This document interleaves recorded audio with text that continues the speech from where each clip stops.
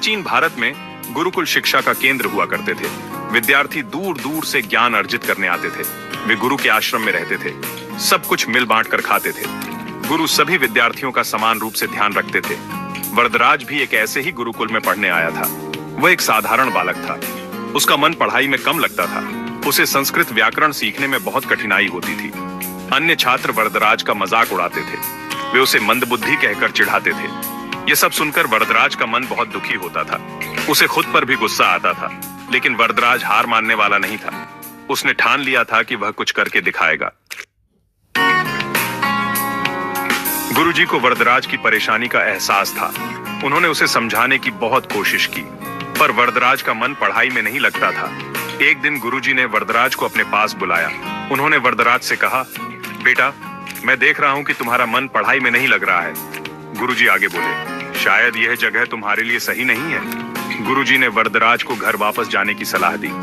यह सुनकर वरदराज को बहुत दुख हुआ। उसे लगा कि गुरुजी ने भी उसे त्याग दिया है, पर वरदराज ने हिम्मत नहीं हारी। उसने गुरुजी से कुछ समय मांगा।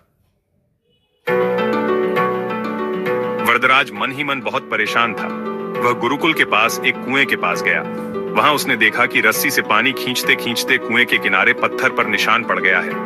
यह देखकर वरदराज के मन में एक नया विचार आया। उसने सोचा, अगर पानी की बूंदें इतना कठोर पत्थर को भी काट सकती हैं, तो निरंतर अभ्यास से क्या मैं भी संस्कृत व्याकरण नहीं सीख सकता? इस घटना ने वरदराज के सोचने का तरीका ही बदल दिया। उसे समझ आ गया कि सफलता का एक ही रास्ता है, कठिन परिश्रम और निरंतर अभ्यास। वरदराज ने गुरुकुल में ही रुकने का फैसला किया। अब वह पहले से भी ज्यादा मेहनत करने लगा। वह रात दिन पढ़ाई में जुटा रहता था। गुरुजी को भी वरदराज का बदला हुआ रूप देखकर बहुत खुशी हुई। उन्होंने वरदराज को हर प्रकार से मदद की। धीरे धीरे वरदराज की संस्कृत व्याकरण पर पकड़ मजबूत होती गई। देखते ही देखते वरदराज गुरुकुल का सबसे होनहार छात्र बन गया।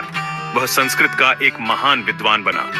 वरदराज की कहानी हमें सिखाती है कि जीवन में सफलता पाने के लिए कठिन परिश्रम और निरंतर अभ्यास बहुत जरूरी है। अगर हम हिम्मत नहीं हारेंगे तो एक दिन जरूर सफल होंगे।